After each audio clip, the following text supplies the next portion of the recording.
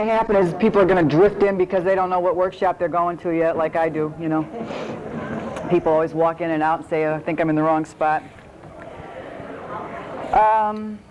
We can pull your chairs up as close as you'd like so that you can feel a little more intimate. And I would like to take account of the audience just to kind of see. I was curious to know if it would be birth mothers that would show up here only, or people that are adopted that are more interested, or adoptive parents, or somehow I have a feeling it's birth mothers that are going to want to be here. Okay, how many birth mothers are in the room? Whoa. And one adoptee. Wow. Okay. Yeah. Jennifer, you don't have to be isolated just because you're adopted. We got a lot of birth mothers want to nurture somebody here. I don't know any other way. I'm sure you've done that enough times in your life. When I was asked to do this workshop, I don't normally do this particular workshop and have never done it before, so I don't know how it's going to turn out. And the people that know me that have asked me to do this, they know that I don't do very many things real seriously, although I speak very honestly and openly. I also am very sarcastic and deal with a lot of humor in my life. So that may come out. Please don't take me as being a pain in the pants, yeah, because that's a cover-up for a lot of my own emotions. We come to see Barbara. Yeah. But so I don't want to make this a frivolous workshop, because there's a lot of pain in a workshop like this, because giving up your child is probably one of the most painful things that anybody would ever have to do. It's like sawing off your leg and then saying, walk, it won't be any different. You know, I will give you a wooden one, and because you got that, it'll be the same. So if you hear things like that coming out of me, I'm not really a jerk. I just need to do this. I'd kind of like to ask why any of you came to this particular workshop, what you would have liked to have gotten answered from this workshop in case I happen to miss it. What does anybody really, what would you like to learn after you walked out of here? You know, if someone asks me, I still don't know what the answer is. At any given time, I think of different things, you know. Sometimes I think it was financial. No, it wasn't. It was social. No. And so really, I mean, I had asked myself, why? Why did you give up the child, you mean? Yeah, and the only overall answer was because I was stupid. Okay. It's okay to cry here, too. We're in I don't have any Kleenex in this room either. But that's very allowable. Jennifer. I'd like to throw in a strange perspective of why I'm here. My mother, my birth mother, passed away 3.5 years after I met her, and I know why. I know why she gave me up. I mean, she was messing around. She got pregnant. She already had a kid. She couldn't Talk loud, too, because this thing's got to pick us all up. She couldn't take care of another one, and I understand that. But my mother is so much like me that she talked fact for 3.5 years. We never talked feeling. You know how it affected her. Okay, so what do you want to get out of this? I'm gonna get you the Reader's Digest version out of you. How to heal. I mean, how to get the feeling that, you know, I don't know, that it's all okay. How to heal. Okay, you're interested. Let's see if we can cover some of this. Okay, anybody else have any particular reason they came here? I can't get rid of all the regret, and I cannot move on. Okay. Heal. Mm-hmm. There I did it, not say. Okay. Guys are asking an awful lot of me. I don't know. Maybe I forget I asked you those questions. Maybe. Go ahead. I want to hear what everybody else's reasons are. Okay, that's a good reason to get here. I relinquished in 1970, to an agency, and there was no acknowledgement that there would be any grief. And there was, when I called back later to ask about my child, there was just such this brick wall. He's fine. When I was in hell, and nobody saying, "Are you still troubled? Do you need help?" And I just can't believe they didn't know that it was going to be painful, and it was the biggest thing in our life. They really didn't. Believe that or not, they really didn't. I can't believe that. I really can't. Well, if somebody sawed off your leg without anesthetic, and said this won't hurt a bit, and he hadn't had his leg sawed off with anesthetic, he might not know that it was really going to hurt. He may be that dumb. But I don't know. I mean, why wasn't I helped? Why wasn't there someone there to help me with the How long ago? What year? 1970 in Washington, D.C. Okay. I gave up my baby in 1987, at which time there were birth mothers out there talking about their pain. But the agency that I went to in Washington, D.C. also gave me the old line that women got 20, 30 years ago. And by 1987, there's no excuse for social workers not to be telling you that there's pain. And they went out of their way to scare me not to go to Cub. And I'm pretty sure if I had gone to Cub, You'd have your baby. given up my baby, that I would not be here today. So it's not necessarily just ignorance on the part of the agencies, but it's a desire not to share information. And similarly, we've had women coming to our Cub chapter in the last 6 months who went back to their agencies and said, I'm in pain, can somebody help me? Their agencies knew we existed and did not refer them. They found us through newspaper ads. Okay, now I'm going to close down the discussion part of this for a while because we're going to open that up again. I want to do that again. But now I'm going to try and get through what I have put down as notes here to kind of give you what my experiences are of why did I give up my baby when they asked me to do this. And when I was thinking about why did I do this, and not that you haven't thought about it over the years, Kate had asked me if I had ever read the book Choice, Chances, and Changes, and only she said, have you read the book on 3 C's by Carol Anderson? And I was so bright at the time, I said, I don't think so, and I thought I had read everything by Carol Anderson because I love everything she writes, and I said, have her send it to me before I do my workshop. Then I realized later on that that's exactly what this was. So I took this book and I went over it again because I hadn't read it for a long time. And one of the things, it's excellent by the way, you can probably pick it up in the book room. And one of the things about it, it talks about what the pregnancy is like when you find out about your pregnancy, the physical changes, heartburn, frequency and urination, varicose veins, what it feels like in your first trimester, your second trimesters. And I was trying to relate to this and had a terrible time relating to any of this. And I couldn't remember, is it because I don't remember about what it felt like? And then I realized, no, I didn't feel a lot of these things.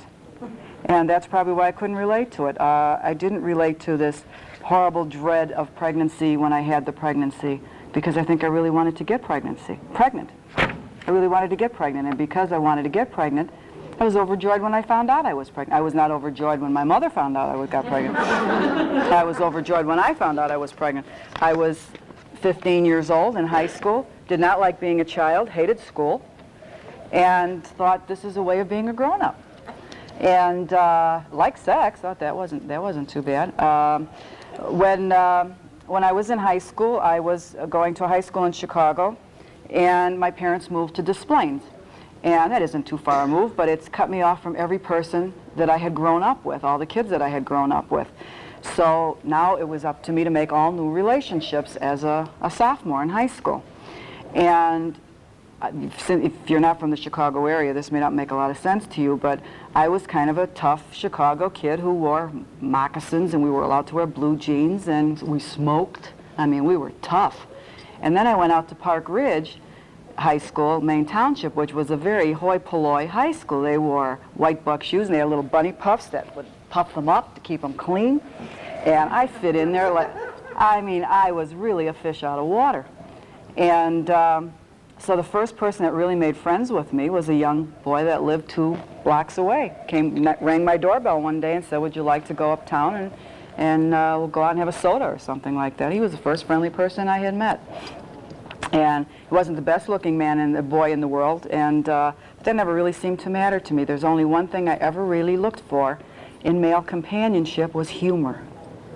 And if they were funny, they were handsome, but besides, I kind of always liked the underdog. I look at a real exceptionally handsome man, and I go, whew, it's scary. Somebody kind of ugly was, could kind of mother them, take them home. My mother was always bringing home wounded things anyway.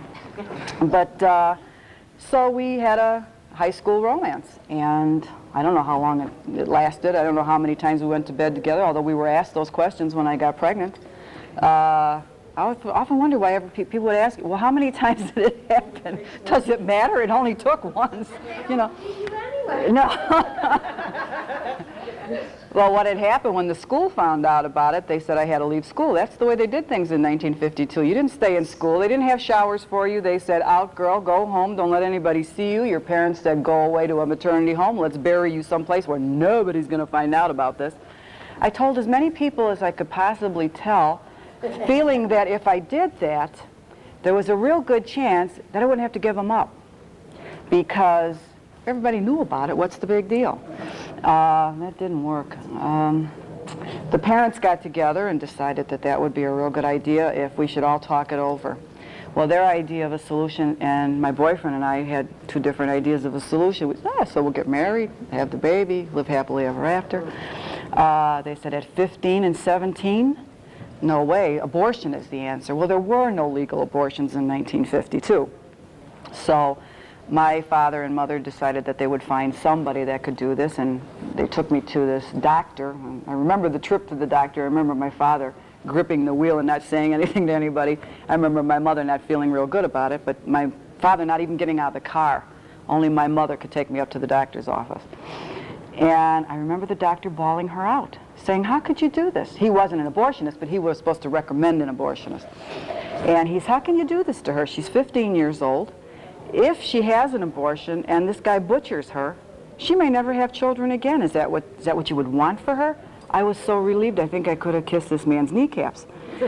So we went back down into the car, and my father was furious. How dare he? And what do you mean? And where's my solution here? You know, we could have wiped this kid out, and this would have been the end of it, and nobody would have had to know about it, and it would have been fixed. So the next solution was, well, they can't get married, they're too young, that's out. Let's find a maternity home. So this was one of the few times that I got to make a decision. Which maternity home did I want to go to? Florence Crittenton or Salvation Army Booth? That was my choice. So I asked to have as much information about both of them, and I chose Salvation Army. They were both sponsored by Salvation Army, but I chose Florence Crittenton for a real logical reason. When you're 15, you could smoke there. You couldn't smoke at Booth. And I was also very glad later on when I found out that the girls that did go to Booth, they got prayed at every day. They had to go to prayer meetings every day. They spent a lot of time on their knees repenting for their sins. I just smoked. So I have to say I honestly liked the maternity home. I know that sounds real odd for a birth mother, because all the birth mothers I've talked to over the years hated the maternity home. They put me away. It was just like a terrible thing to do to me. I felt like I had gone away to college, except that I was the youngest one there, and most of these people were women. I was still a child, and it was the first time I'd ever been with anybody of another race either. I mean, I had grown up in an exclusively white neighborhood, and there was this 8 girls were black, and there was 32 girls, and the rest were white. And I really became very fond of black people. And of course, I don't think I've ever been prejudiced about anything, except that I don't know, I just had, there's that underdog, I guess, again in me. You know, these people were different. I love somebody that's different. In fact, I am an artist, and most of the paintings that I do are of black people or Oriental people or Indian people or somebody that's different. If I want to look at a white face, I look in the mirror. If I want to paint somebody, I want to do something different. So after they put me into the maternity home, my boy, I'll just refer to him as Tom because that's his name. It's easier than saying my boyfriend every time. Tom was told by his parents to never ever see me again. That this was, it's like kind of closing the barn door after the horses run away. I didn't really see where there'd be any danger in us seeing each other anymore since I was already pregnant, but I think they did. I think they might have felt, now that I think about it, that I might have talked him in to rescuing me somehow. What he could have done at 17, I have no idea. He was a high school senior. You know, he had a part-time job, which certainly wouldn't have gotten us past the first dozen diapers. So it was really a tough experience for him too, but to make sure that he stayed away from me, they rewarded him by buying him a car. So I didn't get many visitors at the maternity home because my mother would come. My father didn't want to see me at all, and my father was very important to me as a child, still is, and that hurt a lot because he had really cut me off. And I think even now I get real emotional when I think about how I disappointed him. And even after all these years, that's such a hard thing for me to face. He was a very strong force in my life. And he just recently told me, which I was just thinking about, he just recently told me that. He says, you never think of your own little girl, you know, having sex and becoming a mother as a teenager, you know. He's never said that to me until just recently, and he's pushing 80. But after I went to the maternity home, I think Tom came to see me once, is all I remember. He may have come more, but I don't remember him coming more. And he talked about that goddamn car. And I can't remember, I can't tell you how infuriating that was, but I expected him to come there and tell me about, well, I've really got this all figured out now, and what we're going to do is I'm going to get you out of this place, and we're going to get married, and I'm going to take care of everything. He talked about that stupid car. And when he left, it just left me empty, you know. And my mother would come, she'd bring my sister, and my sister's 10 years younger than I am. And when she was, my mother and father always worked. As long as I can remember, my mother was at work. So she had my sister, and she went back to work, and then she worked nights so I could watch my sister. By the time my sister was 5, I was caretaker of her in the evenings. Which is another thing that gave me no freedom to date anybody or to go out, because I always had to be with my sister, so I always made sure somebody came in, which is probably how I got pregnant. When I got pregnant and they said, you're much too young to be a mother and to take care of a child, I said, why? I've been taking care of yours for years. I didn't see any difference, you know, except I forgot that I didn't have to go out and feed it. I didn't have to go out and support it. You know, my parents were doing all that. I just assumed that they would just take over that, and I'll just babysit like I babysit with this one, I guess. So that was, the decisions there are, you start seeing people when you're in the maternity home, they have little sessions like this. They would have people come and talk to you and show you slides. I can see the memories coming back to everybody here. They show you slides of what a delivery would be like and what the trimesters are of the pregnancy. And that was fascinating, especially to a 15-year-old who didn't know much more than, you know, than how the baby got there. I wasn't really too sure about how I was going to get out. But the other women, what I hated was the incognito part of being there. The Barbara R. was all you were allowed to be, you know. Of course, a lot of us that liked each other gave our names under the table anyway, but it was, you're not supposed to be known by your name because somebody might let this slip somewhere out someday, and that would be terrible. We had chores at the home. I didn't even mind that too much. I'll never forget the first day I went to the home, and it was a huge mansion that was converted into this maternity home. It was quite beautiful, really. And I must have come around dinner time because my first memory of there is going in and them saying, here, sit down, we're having dinner. And there are all these long tables like this, people having dinner. And I started to eat my dinner, and I said, would somebody pass the salt? And they all looked at me, salt? You didn't get salt there. You're all on a very restricted diet. So that was my real introduction into adulthood, you know, that this isn't going to be like home at all.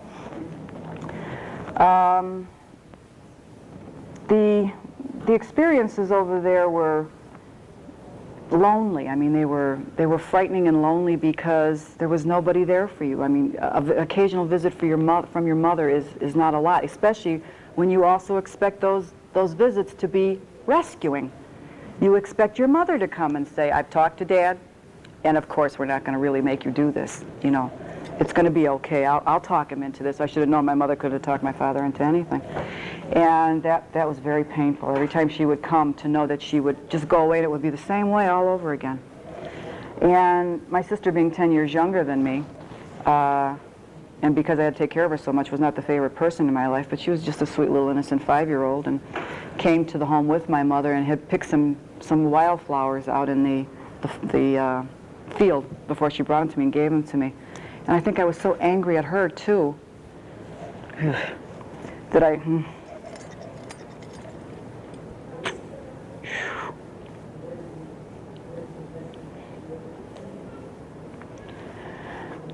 said, who wants those weeds? I don't want those weeds.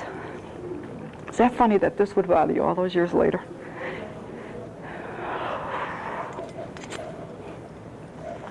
And I've always thought of how horrible I was to do that to her because she was so innocent. She's actually my best friend now. As a kid, I hated her.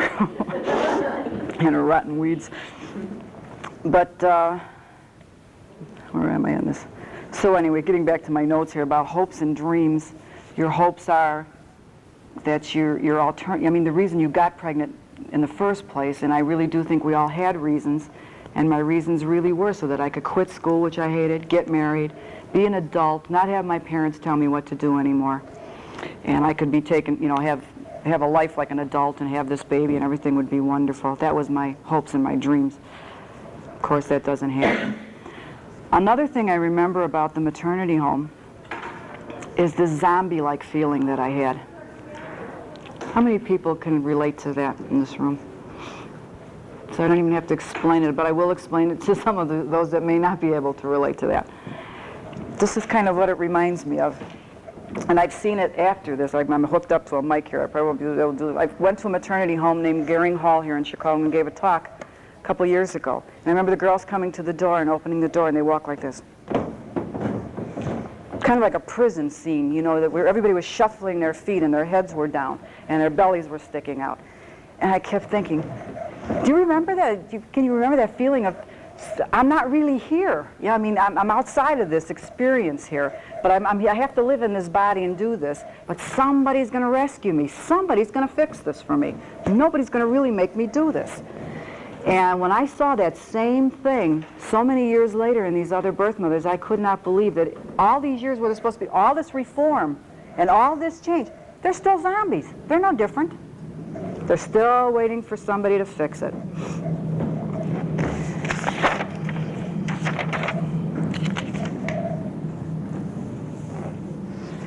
Around the time that my son was born, when I went into labor, my due date to have him was September 30th, 1952. I went into labor October 22nd, 1952. I actually believed I was going to be forever pregnant. And then I thought maybe that's what it's supposed to be. Maybe he's really not supposed to go, and that's kind of, maybe I was late on purpose. I don't know if you can will that or not, to be late on purpose, but as much as I wanted that pregnancy to be over with, I was so tired of being that big and living on a salt-free diet and not seeing anybody. But yet, I knew that would be that's it, folks. You're not going to get any more once this kid comes out of your body. And that was real scary. So when I did go into labor, I woke up a few people in the home, and they sat with me because it was midnight. And a couple of people I liked a lot, including the janitor, a black man. He was a fantastic man. He brought me ice cream. He got me ice cream out of the freezer, and gave all the girls ice cream to sit while we timed my pains. You were really supposed to wake up the nurse. I could not stand that woman. She would be the last person I would have woke up. She was a religious fanatic who, when you cleaned her room, you had to take a white cloth that was separate from the rest of the dust cloths to dust all the crucifixes and all the other things that she had around the room. So I thought she was a little weird. And she was the one that is supposed to go to the hospital with you when you have this baby. This is your support system. Because they don't want to notify your parents. They might be upset. And you don't want to upset your parents while you're in labor or while you're in delivery, even though you're 15 or 16 years old. We'll call them when it's all over, which means you're going alone. This is your experience. So by morning, 8 o'clock, they thought it was time to take me to the hospital. And at that time, what you did was you had paid a cab fare ahead of time. So you had a cab fare to go and a cab fare to come back. And my parents had already paid that. I had no cash. So, I mean, that was my trip to the hospital. After I got there, everything stopped. All the pain stopped. So now they said, well, if you'll walk, just go out and walk. So this nurse, who I loved dearly, took me out into a hallway, just like an exit sign and some stairs, and I kept walking in a circle until the pains came back. Because I couldn't go back, because then I wouldn't have the cab fare to get home later. So I did. I stayed there until the pains all came back, and I remember going into the delivery room. I remember the delivery, and I kept thinking, I've got to remember all of this. I've got to. When I heard them mention the doctor's name, because I was going through a clinic, I thought, I've got to remember the doctor's name, because someday, if I ever find him, or it, what at that point it was, but no, I never said it. It was always a boy. I always knew he was a boy. Never had any doubts he was a boy, because it would have been too hard to give up a girl. That was in my head. I could never give up a girl. I hope it's a boy. Yet when you'd ask me when I was younger what I wanted, I'd always say 9 boys. Don't ask me to figure that one out. So anyway, what happened is, I have to remember the name of this doctor. I have to remember it. Cassidy, that's his name, Cassidy. Hopalong Cassidy. You got to remember Hopalong Cassidy. 26 years I remembered Hopalong Cassidy. It turns out he was just an intern. He had nothing to do with anything on birth certificate or anything. So that was a useless memory. They put me into a ward, a very large ward. There must have been 10 beds in that ward at that time. And then they would come in every morning and check you. I don't even know how many days I was there. I assume 3 or 4. They would come in and they would look at the foot of your bed. They had the charts hanging at the foot of your bed, and an intern would come in and he'd pick it up and he'd say, "Why aren't you breastfeeding your baby?" And I wanted to die, because that meant all the other women in the room would have to hear my answer. And I said, "Because I'm not keeping them." "What?" And I'd have to say it louder. Well, I got so sick after that I ended up with some kind of kidney disease or bladder something. I don't know. They had me keep drinking fluids and waters, and they finally removed me. And I remember being in the hallway for a long time till they finally found a private room for me. Once I was in the private room, it was the first time my mother came to see me. And she was the only one that came to see me. Nobody else came to see me, again, but not to rescue me. So I can remember just sobbing when she left, because she wasn't going to do it. She wasn't going to come through for me. I remember the social worker calling at the hospital. I think she called. I can't remember how I had contact with the social worker, but she kept saying something about, "Well, you know, now you'll go back to the maternity home and stay there for 3 weeks, and they will come there and you'll sign the papers there." I said, "I'm not leaving this hospital until I see this baby." And she said, "Well, it's really better if you don't. Yeah, it's really not allowed that you see the baby." I said, "I'm not leaving this hospital until I see this baby." Although I had seen him being born. And I remember them saying, the cord was wrapped around his neck, he's very blue, but he's okay. And I remember seeing him, and I remember seeing, any of you that can remember birth, this white film all over his body. And I thought, oh, I didn't know they came out like in a casing. Kind of looked like a sausage, you know. And I really expected them to be so bloody, and there was only little flecks of blood, which surprised me. I thought it'd be more red and not so much white blue stuff all over him. Smurfs. Yeah, Smurfs. So, and so she says, "Well, maybe I could make some kind of arrangement that you could see him somehow." So I guess somebody came and told me that I would be allowed to go down to the nursery, and the nurse would bring him out for me to look at him. So I zombie-like shuffled down to the nursery, and I remember the nurse. She came out of the nursery door, and she was holding this baby in a blanket. I think she had a mask on her face. I don't remember, but I think she had a mask on her face. And I remember she limped. I mean, it's the silly, dumb things that you remember, but I remember she limped. And maybe it's because my father limps that that's so important in my mind, I don't know. But she held the baby, and she's, you know, just holding him up like this for me to see him, and I kept thinking, you got to remember everything here, because it's all you're going to get. You better remember exactly what he looks like. You're not going to get a picture. You're going to get nothing. This is for the rest of your life. That's all you're going to have. And I thought, should I reach my hands out and ask to hold him? And I thought, I can't. If I do that, I'll never be able to sign those papers. I'll never be able to go through it. I can't. So I just looked at him and stared at him, and then she said, "Well, say goodbye to your mommy now." I don't know why she said that. I don't know if she wasn't aware of the situation or what, but that's my lasting memory of that hospital. Then I went back to the maternity home for 3 weeks. I remember none of that. I don't remember signing the papers. I know I did. I know I did it there. I don't remember it. In fact, my son, after I found him, said, "Did you ever read what you signed?" And I said, "What difference did it make?" He says, "Well, they say, sign it. What would be the difference if it said, we're going to eat him on Sunday for dinner?" It would have made no difference, because whatever it said, I had to sign it. I couldn't pick out things and say, "Well, I'm not sure I like this part." And besides, who can read it when you're crying? So he always thought it was very strange that I never read what I signed. I still would like to know what I signed, because I've never seen what I signed yet. So after I got back to the maternity home, my parents decided, what were we going to do with this person now who was in this grief? I sat in my room a lot. Don't remember communicating with anybody. I did not want to go back to high school. I was only a sophomore. I figured by this time everybody knew. Everybody's going to say, "That's the girl that had the baby and gave it away." So I couldn't face that. Besides, I wasn't a teenager anymore. I was a mother. I was a 16-year-old woman. I was no longer a 15-year-old or 16-year-old girl. And I didn't want to be treated like one, and I didn't want to feel like one. So I just went into my room, and I remember drawing babies' pictures, because I'm an artist, and I drew and drew and drew, and I drew babies' faces. Then my parents said, well, as long as you're not going back to school, maybe you'd like to go see my favorite aunt. My Aunt Barbara lived in California, and they asked if I would like to go and stay with her for a while. And I said yes, because I hated my parents so bad at that time. I said, I really would like to do that. And my aunt was a single woman, and I thought I was going to stay there till I was 18. I thought 2 years would be a good time to stay. Got a job in a dime store, my first job, and boring. Not real challenging, but at that time my mind wasn't really ready for too much challenge. I had a cousin that lived out there also who had ended up where she had 12 children, but at that time she had 3. And I remember them asking me to babysit on New Year's Eve for them. They had had a baby that was about 3 months old, and then they had, the other ones were a little older, not much older. And I guess they were kind of curious, would that hurt me or would that make me feel good? I said, no, I want to.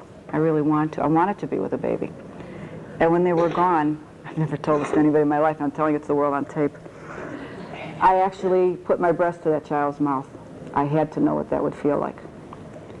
Of course, he wasn't a nursing baby, didn't even know what the hell to do with it. But neither did I. But I stayed out there for 2 months and couldn't stand it. I had to go home. I was homesick. I didn't know anybody.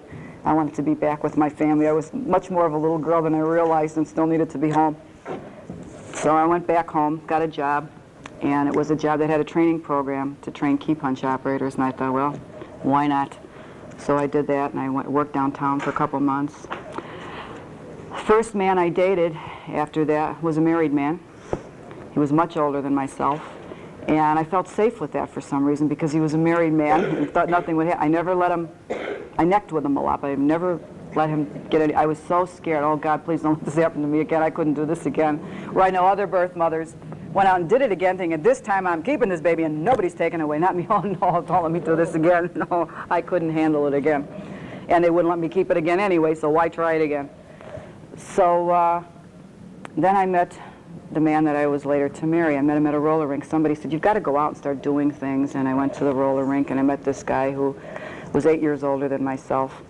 And he asked me to marry him, I think the second time we went out. I thought he was a little impetuous, but I wanted another baby so bad that I thought, hey, this isn't bad. He's 8 years older, he's working, he could take care of me. It didn't matter that I really wasn't that crazy, but he was okay. But I can remember my mother warning him, saying, she really is just a child, She's only going to be 18, and she really is just a child. And she can't cook.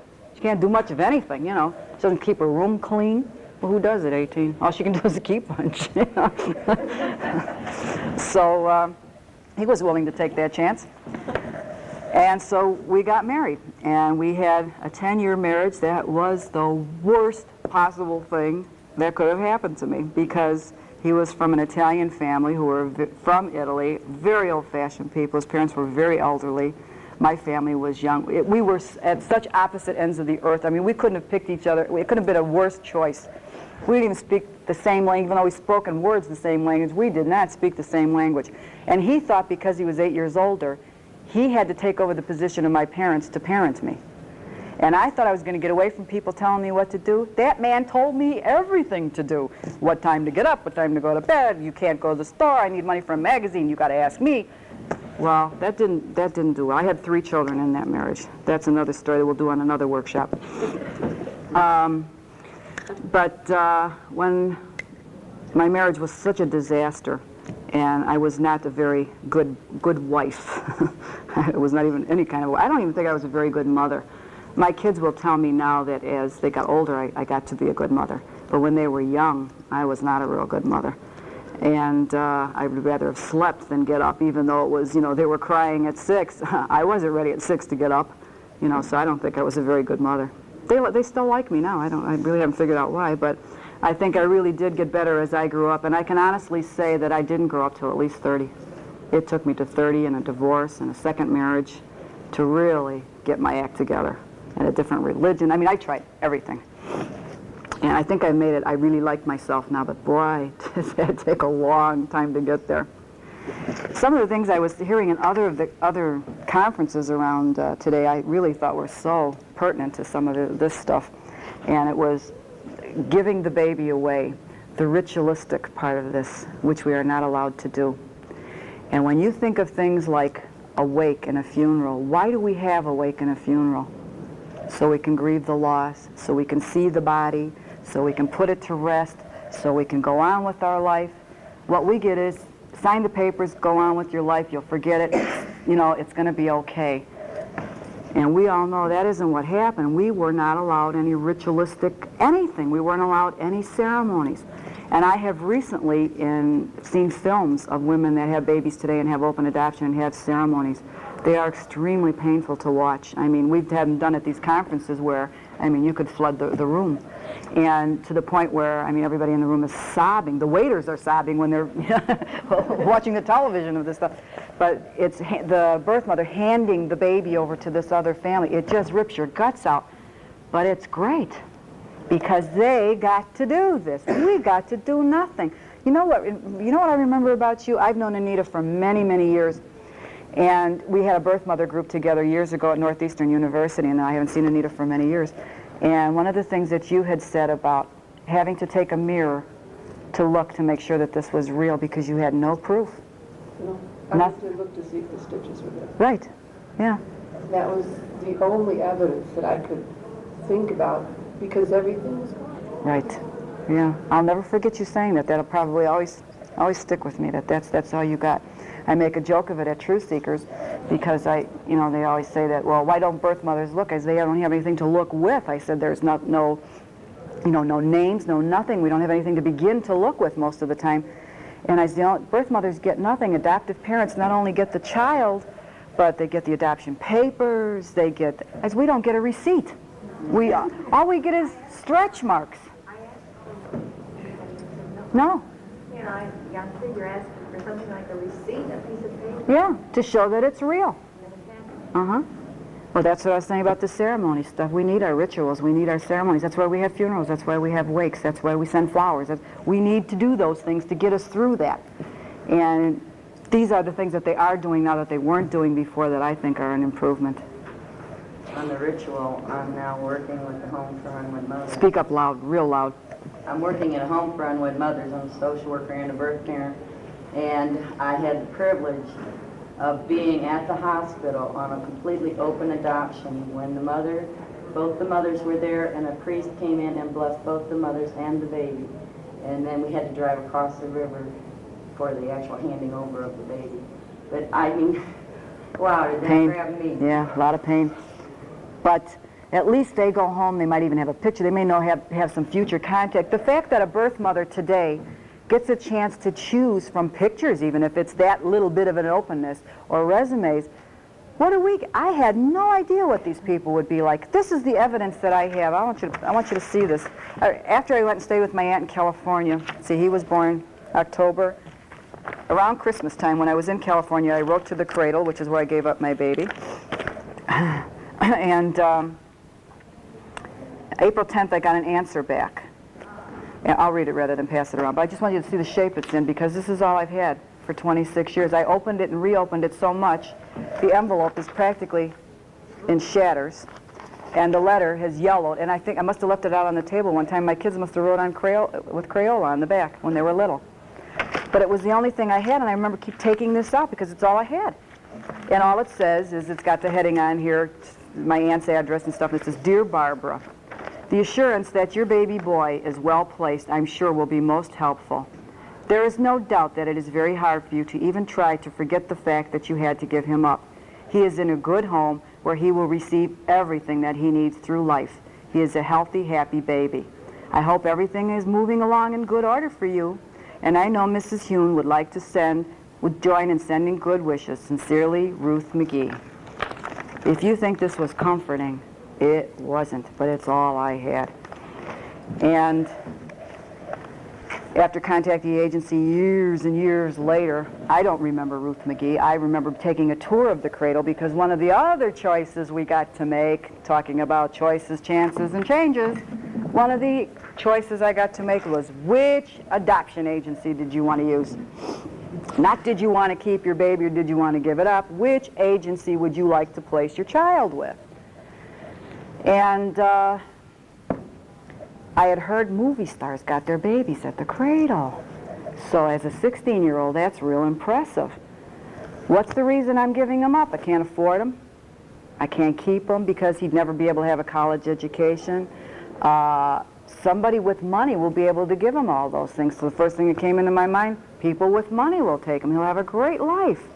God, you're dumb when you're not young. And Bob Hope had got his baby there, George Burns and Gracie Allen. Thank God Joan Crawford didn't. That was private adoptions. But, and then when you hear all these stories later on that they had these adoptive parents, holy cripe. In fact, we just helped Donna Reed's daughter find her birth mother. And I made the intermediary call for that one. It's one of my first celebrity ones. But it was really, I forgot where I was. Anybody want to help me out? I'm lost. You walked through the cradle? Okay, I chose the cradle. And you got to take a tour of the cradle.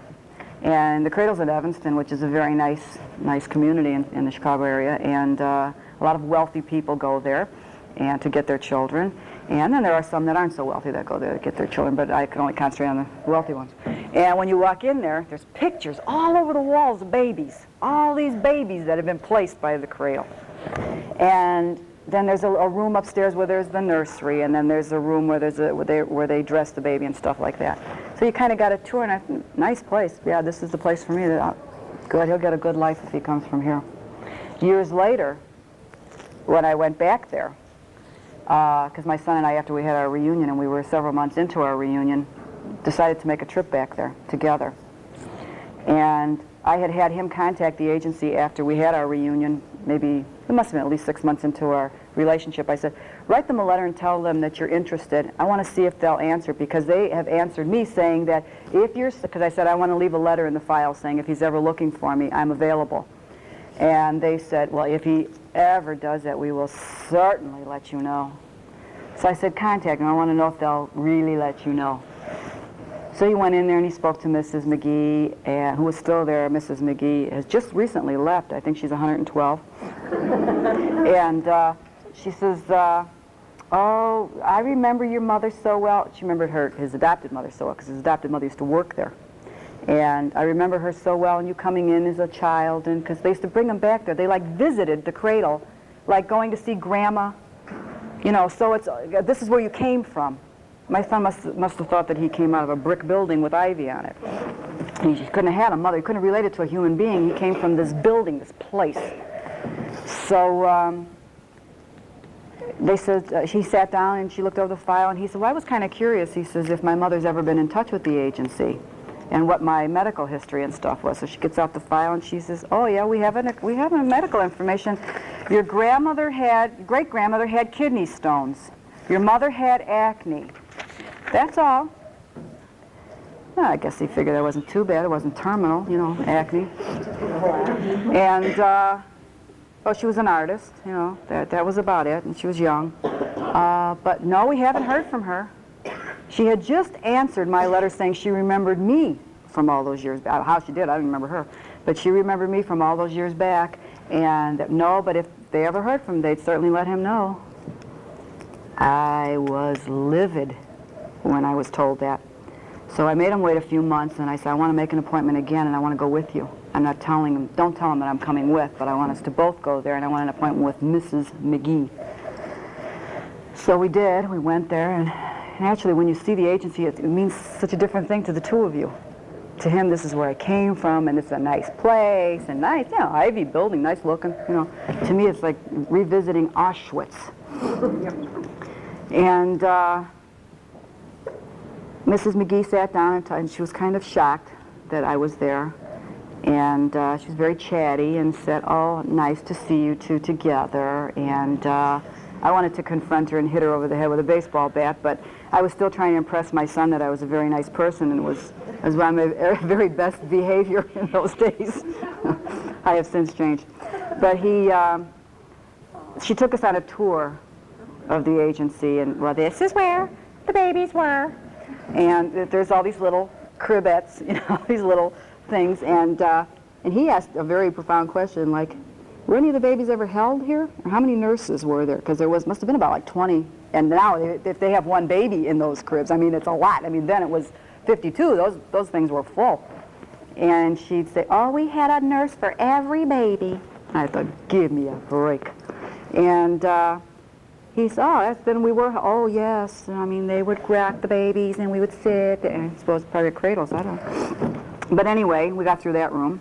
I was getting really sick. And then we went into the next room, and the next room is where, this is where the adoptive parents come in to get the baby.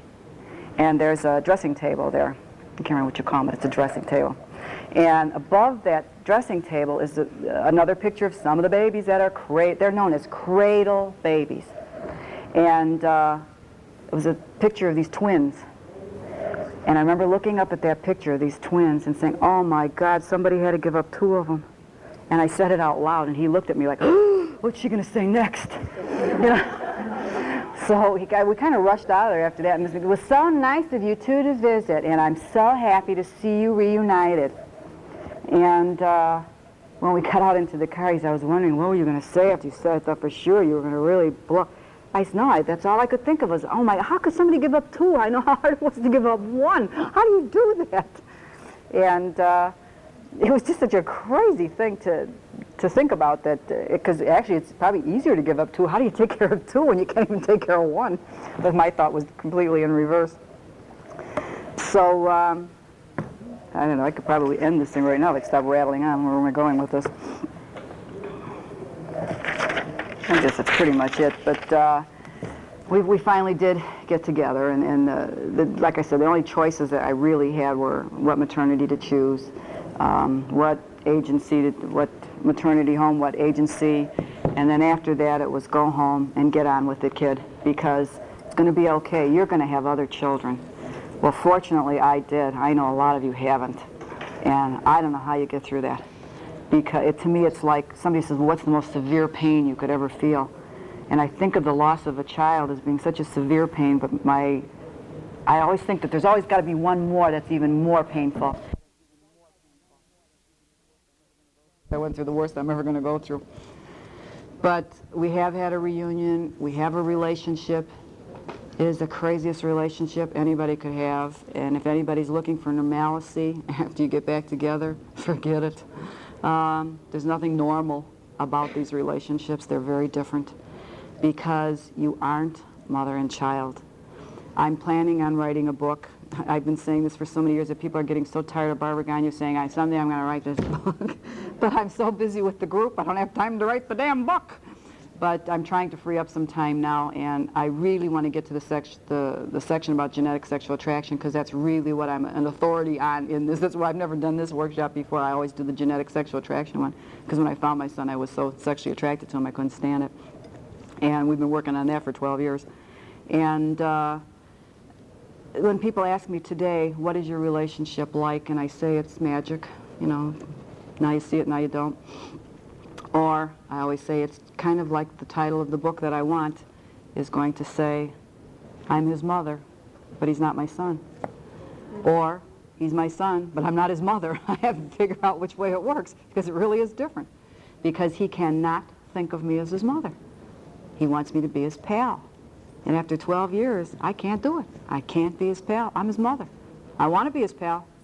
I can't do it. And I keep saying, had I gone out and looked for a pal, do you think I would have gone out and looked for a 26-year-old male? I don't think so. Hey, let's go to the movies together, let's do baseball, you know. I would have looked for a female companion that would have been my age, that I could have shopped with and done things with. I wouldn't have looked for a male companion, and the reason we have a relationship is because he's my son. I can't help it that he can't get through not hurting his adoptive parents. And in the last workshop we were in, it's very hard for me to sit in a workshop, because I want to answer everybody's questions. When you're the leader of a group, you can't sit back there. It's tough, because you always want to go, I know the answer to that one. Shut up, let me talk. Don't everybody else talk. And I had so many answers for everybody. And one of the answers is, the worst part of this is you really have to sit back and wait for it all just to fold and take its time. You're going to make more mistakes than you can ever believe. But it's worth working them out. And don't give up just because somebody's go away and don't come back. That just means I'm not ready. And you try it again. And you try it again, and you try it again, and you just keep plucking at it until they can't stand it anymore. Eventually it wears them down. Because they really do care. It's just that they're not ready. How old was your son when you He was 26 when I found him. He's 37 now. And he's just going to get married this July for the first time. And I'm not invited, by the way. That's another workshop. Did you ever share your sexual attraction, feelings of sexual attraction with him? You ever talk about it? I don't talk about anything else, which actually drove him crazy in the beginning because I am really a Chinese water torture. When something is on my mind, it's constant drip, drip, drip, and I don't let it go until we get it resolved or pushed away or something. And he's just like his birth father. He'd sit in a boat in the middle of the ocean and wait for a wave to come and take him, you know. And I make waves all the time. At least the boat is moving, you know. I'm just not going to sink, it's moving. You know, so I really need to. So with genetic sexual attraction, I would keep bringing it up and he would keep avoiding it, like looking anywhere so that he didn't have to talk about this subject. And I would tell him about other people in the group that were having these feelings, and he would start talking about, did you see that movie? Anything to get off of it. So what I did was write an article on it.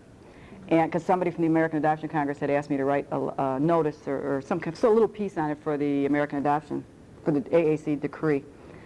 So I didn't know how to get him to read it because I knew he wouldn't sit still for reading it. So what I did is take it to him and I said, would you help me with something? You're so much more educated than I am, since I've never finished high school and I'm so dumb. And I know my grammar isn't that good and my punctuation and stuff. Would you read this article that they've asked me to write and correct my punctuations and such? He said, yeah. So I went over to his apartment and he read it. Never looked up once. You know, a couple comment, a line here, a comment there, you know, a little quotation here. And I'm watching his reaction. And I said, well, what do you think? It's hard to relate to this because I know you're writing this about me. And and he still, to this day, will not talk about it. It's just, well, we did have one therapy session, and I did ask, the therapist finally said, did you feel anything for Barbara the way she felt for you? And he kept saying,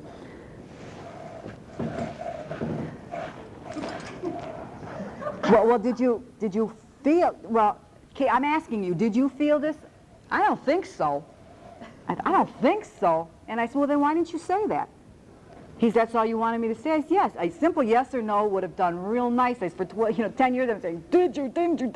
I don't think so. Thank God I got an answer. I said, that's all I wanted to know. If you would have said no, I said, fine, good. I do. That's the way it is. You know, I just want to put everything out on the table and say, this is the way it is. Now let's get on with it. But we keep reinventing the whole wheel all over again. We keep doing that. Has he found his birth father? I found his birth father first before I found him. And I had actually found his birth father years before that. One of the years around Keith's birthday, it was so painful for me. I was married and I had my 3 children in my miserable marriage. And because it was getting closer and closer to his birthday, as every birth father knows, you really go. And I contacted the birth father by looking him up in the phone book, and he was simply in the phone book. And I got a woman on the phone who turned out to be his wife. And I thought, oh God, how do I do this? And I didn't want to talk to her, so I just said, I'm planning a high school reunion for Maine Township. She's, how interesting, we just went to one last week. And so then I had to tell her who I really was. And when she found, she said, oh, I know all about you.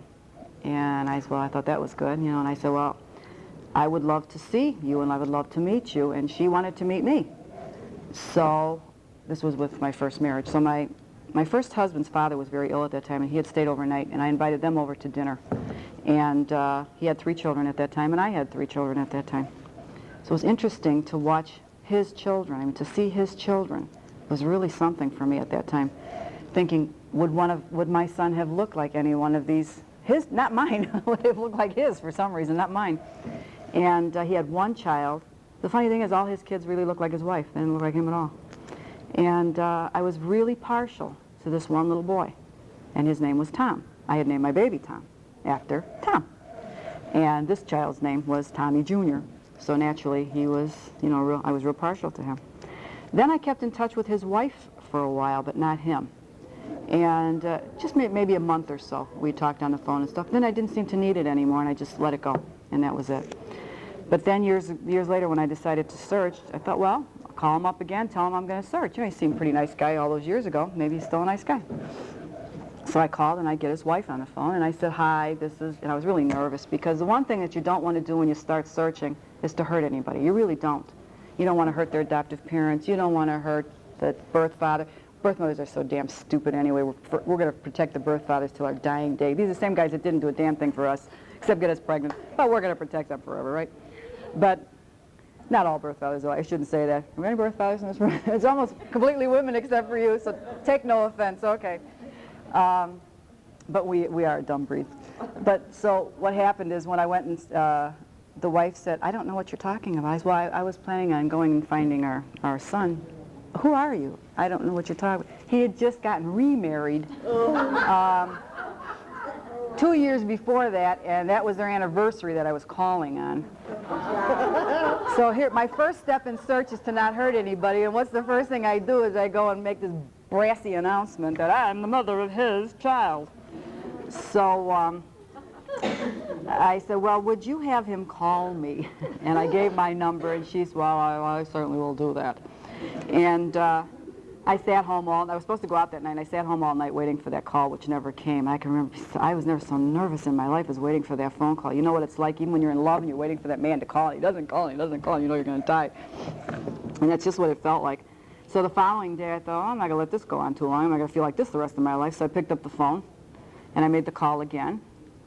And he got on the phone this time, and I said, listen, I know you're supposed to call me yesterday, but I had to go out, and I'm sure I must have missed your call. He's, yeah, well, I tried, but you weren't there. I, oh, you son of a bitch. So,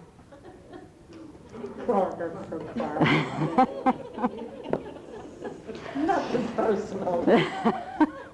so anyway, I told him what I had planned on doing, that I was planning on making this search, and he was kind of real cool to this idea, thinking, well, I really think you ought to leave, you know, the old cliche, leave sleeping dogs, lie wide open cans of worms. You know, I got all the worms and the dogs, and I got everything that comes with searching. And I got mad because he said that, and I said, well, then if I find him, would you like to know if he died?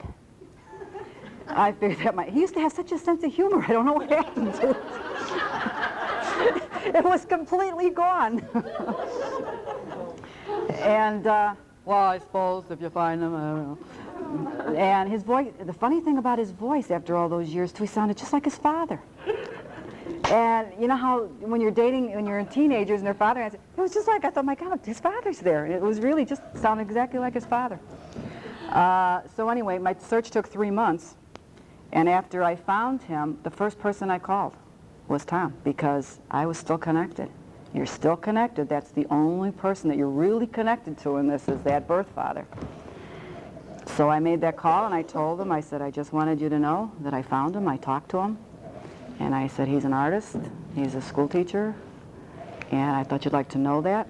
Well, I'm glad to know. I'm glad he's turned out okay. But I'm not really ready to deal with this right now because I don't want to be part of any custody suit.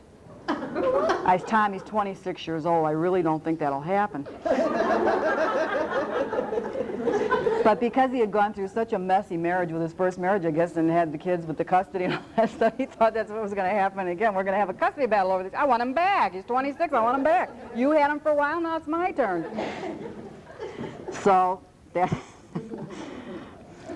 he did meet his birth father, but I kept getting calls from his birth father's wife saying, you know, we're really not ready to do this yet because we've got so many problems in this family with Tom's other kids and stuff, so we're really not quite ready to do this yet, but maybe someday. Well, about the 4th time that she called me, Keith was over at my house having a reunion with my children, my parents, yeah, I think it was my children, my parents and my sister had come to meet him for the first time, which is another experience.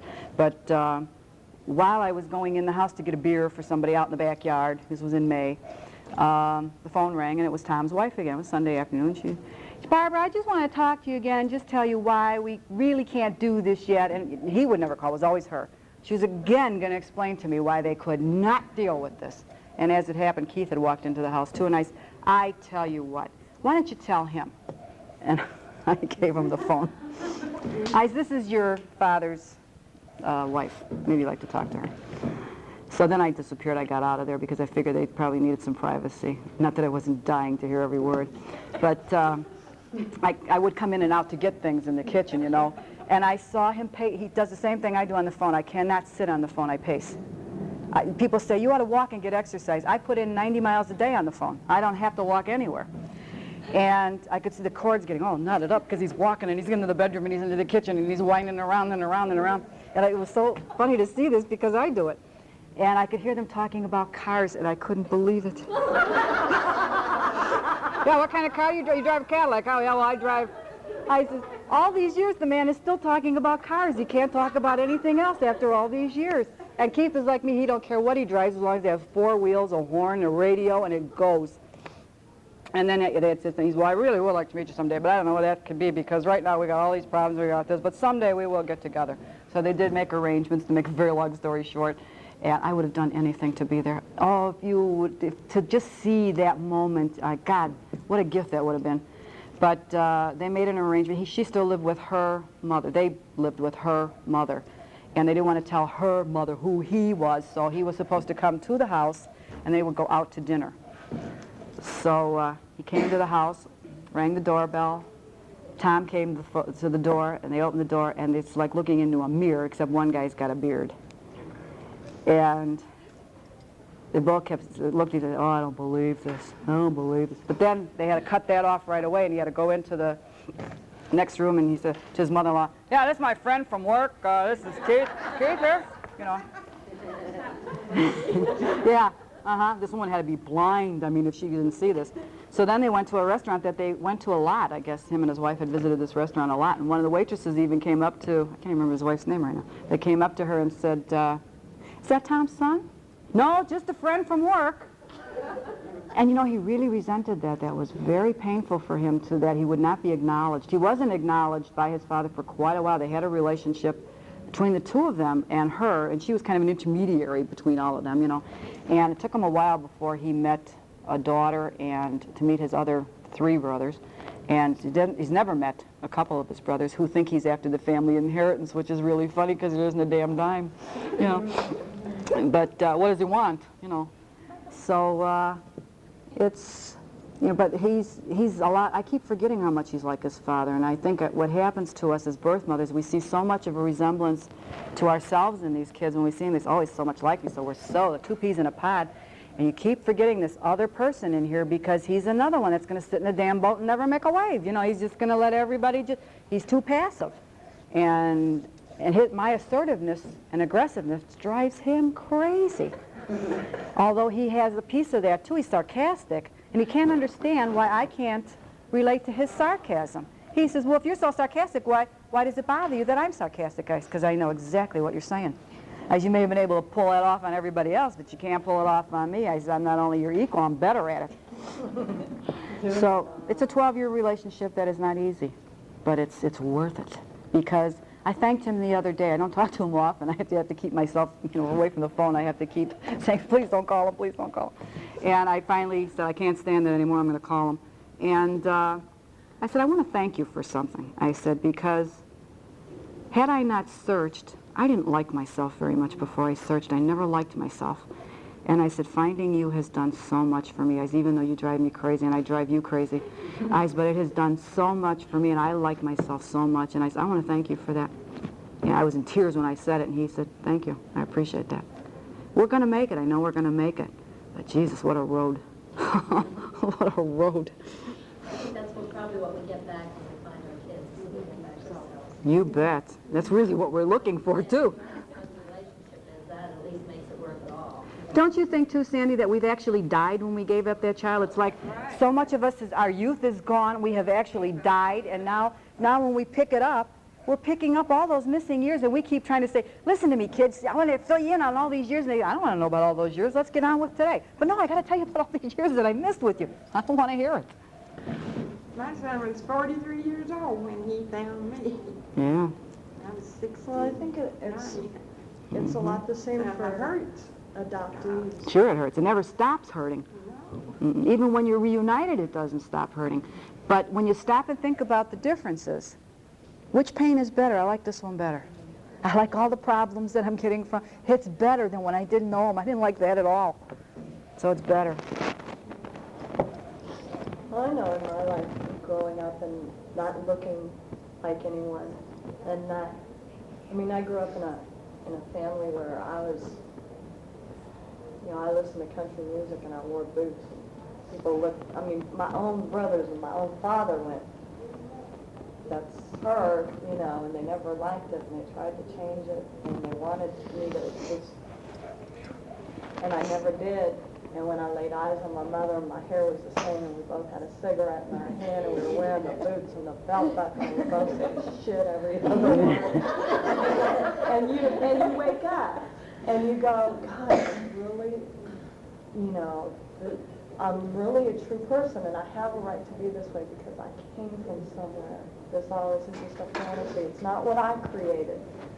You know, it was what was created for me, and it's justified and validated, and, you know, and everything else. Excuse me, does anybody have any idea how long this thing's supposed to run? I don't. Till 4? Oh, okay. Okay, we've got... Oh, good, okay. I wanted to open it up to others, too, to find out if any of this stuff was answered for you that you really came in this room for in the first place. Good. Very much so. Good. You talked about when you first got married that you really wanted to have other children. And I'd like to know kind of the effects when you did have subsequent children on you, and when your other children were young, did they know about Keith? If that's Yeah. No, they didn't. No, I'll go backwards if I can. That's the last thing I can remember. I've already forgotten the first part of the question.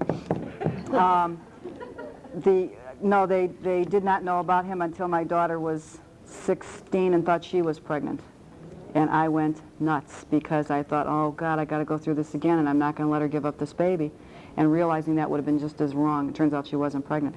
But that's when I told her, and I told her the reasons why I felt the way I did, because I said, I have a child out there someplace. And then I don't think we discussed it for a while. And then my other daughter and the older daughter, discussed it with me, and I said, I have another son out there. And she says, well, I said, how do you feel about that? And she says, if I have another brother, I want to know him. She says, if you don't look for him, I will. And I never talked to my other son about it until I did my search and found Keith and was starting to have a relationship with Keith. And I said to Mark, I said, how do you feel? I said, how do you think you would feel if you were adopted? I said, would you think you'd want to be found? Because I'm trying to get opinions from any male I could find, you know. He says, well, I'd have to think about that for a while. I said, well, okay, time's up. If I told you today you were adopted, do you think you'd go out and look for your parents? He'd say, nope, don't think so. I'm kind of satisfied with what I got. I said, that's because you know who we are. And so it's, go backwards in your question. My memory span's real slow. The effects on you when you had subsequent children. Mm-hmm. Okay, I kind of see what you're getting at. A lot of people want to know if the other children replace that child. Well, or kind of, did it lessen the blow any? I mean, did it help anywhere? No, in fact, with a lot of other birth mothers, no, it didn't make it worse, but a lot of other birth mothers I have heard say, now like say if you have a boy and you give up a boy, they're terrified to have another boy. They don't like the next boy. It's almost as if, I can't like this boy, then he's going to replace this other boy. I'm so glad it's a girl, or I want it to be a girl. I wanted another boy. I wanted a replacement. I really needed a replacement. And Mark was no replacement. Mark is a wonderful boy. I mean, I couldn't have asked for a better son. He never gave me a minute's trouble. My daughters drove me nuts. But my son was great. And but he did not replace Keith. I could have had, and I've seen a lot of birth mothers had 12, 15 children, still trying to replace that first kid. Don't work. I mean, when my dog died, I went out and got another one. You can do that. I even got one the same color, looked exactly like it, almost named it the same. But I still like Maggie, but Molly's nice, but nobody will ever replace Maggie either. But it's different than with your kid. Nobody can even come near it. This whole thing raises something else. I'm pregnant right this moment, and for a while I found myself, I desperately wanted to get pregnant again. This pregnancy was cheap on infertility drugs. I should be the happiest person in the world. For a while I found myself so angry at this baby, and I'm very worried about whether I'm going to be able to catch How far are you? How far? not quite 6 months. And I wonder wondered whether other birth mothers have experienced that sense of anger and found it hard to attach to the next child. I personally Some think have. that what happens is that we do attach too much. And, you know, I think what a lot of us have experienced is that we become very possessive of them to the point where we're so fearful that we're going to lose them in any other way. I mean, I was so scared that I was not going to be able to raise my kids to adulthood because something was going to happen. They were going to be taken away from me. They were going to die. I was never going to be able to... You'll be punished. Yeah, you're going to be punished. You attach to it. You attach probably more than you would, you know, normally under normal circumstances. You know, another thing about the pregnancy, too, is I'm trying to remember that when I was looking at this chances, changes, and whatever, the 3C things, I was thinking how different the pregnancies were. I hear so many birth mothers talking about how they would talk to their child when they were carrying the child. And I was thinking, I must have done it, and then I thought, no, I didn't do that. You know why? I was in maternity home. When was I going to be alone to talk to him? Unless I was in the shower. I mean, there wasn't even a bathtub. And yet I remember the bathtub in the pregnancies with my other kids. I loved to lay in the bathtub because I'd bet that kid all over. I'd push it this way and watch an elbow stick out and a hand stick out, and I'd grab it. You know, and I loved to feel that. I loved pregnancy anyway. And I loved to feel all those movements.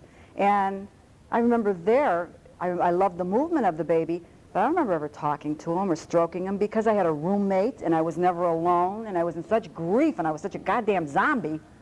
But with my other kids, I loved the pregnancy and I wasn't sick. And even though, you know, you're uncomfortable and you're taking care of 2 other kids and you're pregnant again, I loved it. Something that threw me for a loop when I had, there was 10 years exactly between the first son and second son. And the thing that threw me for a loop with the pregnancy was it's like my family and friends allowed me to be happy the second time, you know. Showers, Hey, yeah. You know, I can experience this and we can be happy and talk about this pregnancy and did it kick today. But that could be what makes you mad, too. The fact that, that she didn't, you know, that you didn't get that before. Right. That way. I walked into the room and everything was just quiet, still, and Yeah. no one looked up. But relating to her thing is, you know, maybe that I'm so mad that now everybody's rallying around me and saying it's okay. Why weren't they? Maybe you're not mad at the baby. You're mad at what everybody else felt about that. Or why couldn't they have been happy? Why couldn't I have been happy about that one? My mother experience was different.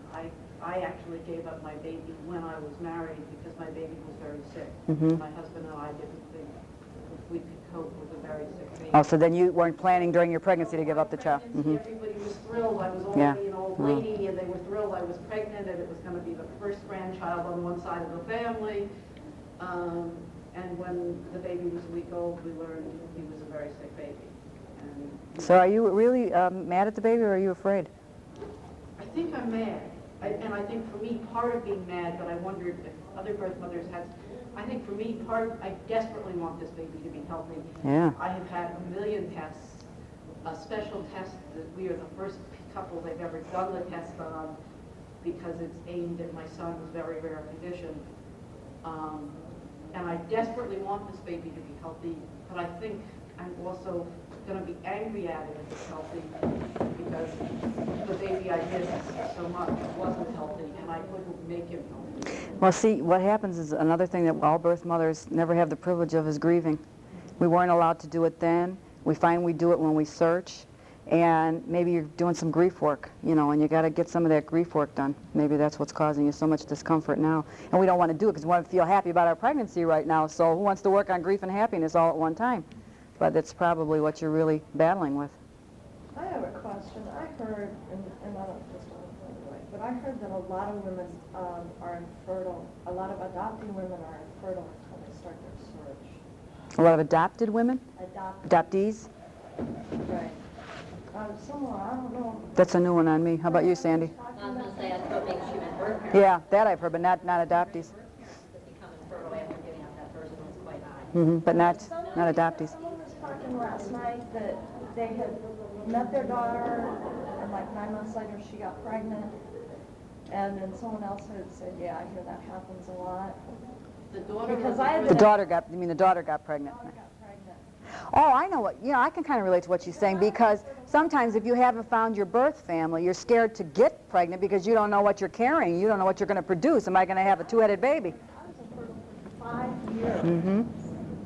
And I met my birth mother on Mother's Day of '85 and got pregnant and miscarried on Mother's Day of '86. See, you found out there was no two-headed monsters there, so it was okay.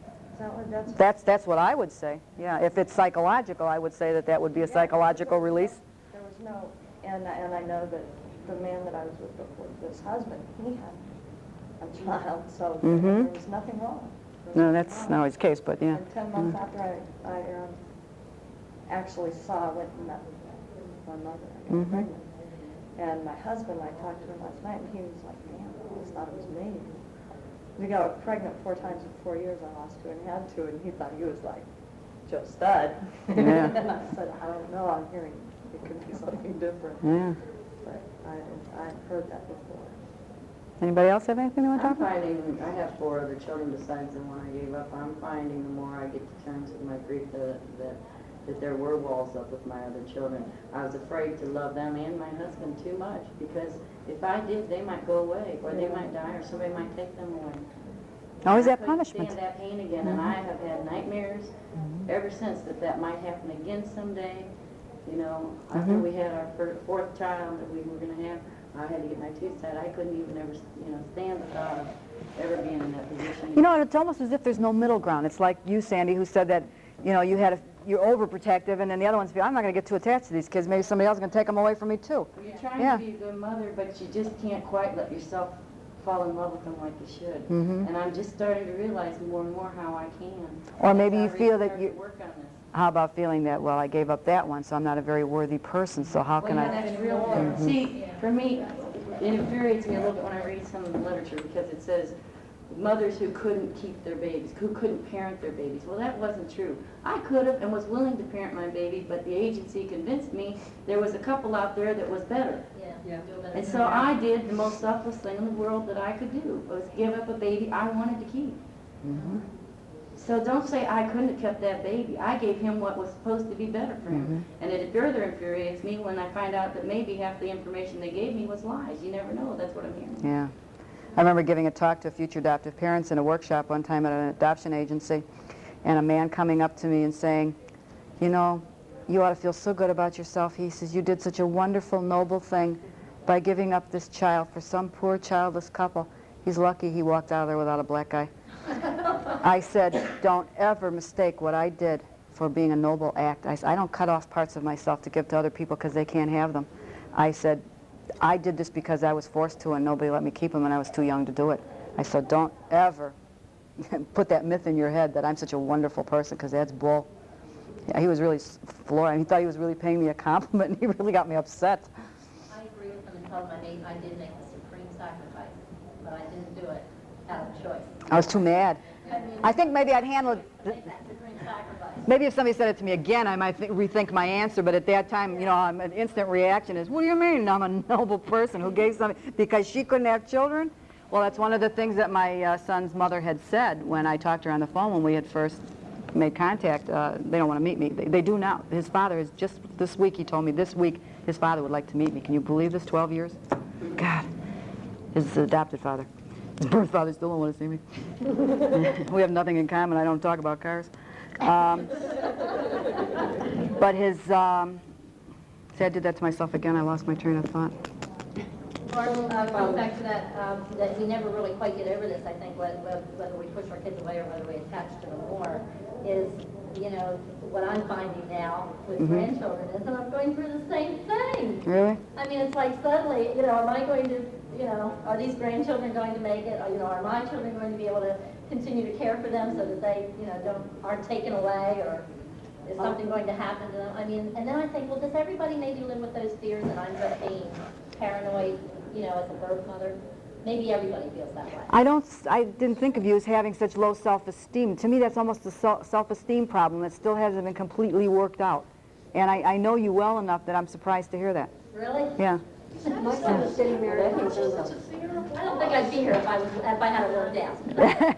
Well, I don't know if we ever get it worked out, anybody. If you're ever deemed not good enough a mother to keep your own child, how are you supposed to ever feel that you are?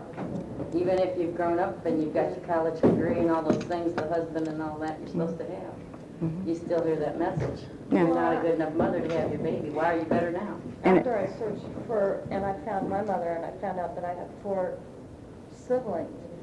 And even though my adopted family really didn't want to hear, I felt necessary to tell them anyway. And I have a brother who was adopted out of another family, and I said, I just found out I have 2 sisters and 2 brothers that I have. And my brother goes, well, you know, where were you in the lineup? And I said, I was the 3rd child. She had 2 before it. There was a daughter she kept, 2 she gave up, and then 2 sons. I'm Yeah. sorry. There was a daughter that she kept, 2 daughters that she gave up, and 2 sons that she kept. And he was like, what gives her the right to go out and have as many babies as she wants, give them up, and then have as many as she wants and keep them? And I was like, well, one, you're a man, and you'll never understand anything about having babies in the first place, let alone, I mean, I had just recently known her. I knew some of the intricacies that I didn't think were any of his business, but it was, what makes you think she wanted to give them up in the first place? You know, it wasn't her choice. I mean, it was her choice because she thought that she was doing what was best for me. As she found out after our reunion, it probably would have been best if I would have stayed with her, but we don't ever know. We just do what everyone tells us to do, you know. Zombies. This is what's best. Go live with your brother, have this child, give it to these people.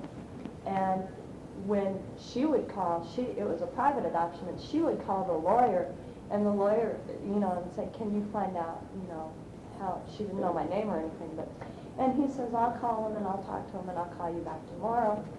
And he called back and said, she's doing fine, da-da-da, and he had never spoken. Never. My mother found out what happened, and I mean, she would have liked to have gone back to Albuquerque and killed that lawyer. Yeah, we've all discovered a lot of lies. Did you have something to say, too? To Sandy's statement, my son's getting married in November, and I thought I'd worked through all these issues. My whole life I thought God was going to punish me because I did this. And then I had my first child, and he was beautiful. I had my second child, and he was beautiful, and they grew beautifully, and I loved them dearly. Of course, then I found my son, and he has a lot of problems, and I said, okay, God did get me, and I didn't know it for 23 years. And I thought, okay, that's it, it's done. Now, my son is getting married in November, and the other day, they brought, for Mother's Day, I got a picture, the engagement picture of the 2 of them. And my husband and I were looking at it, and I said, you know, my biggest fear is, I think they're going to be infertile.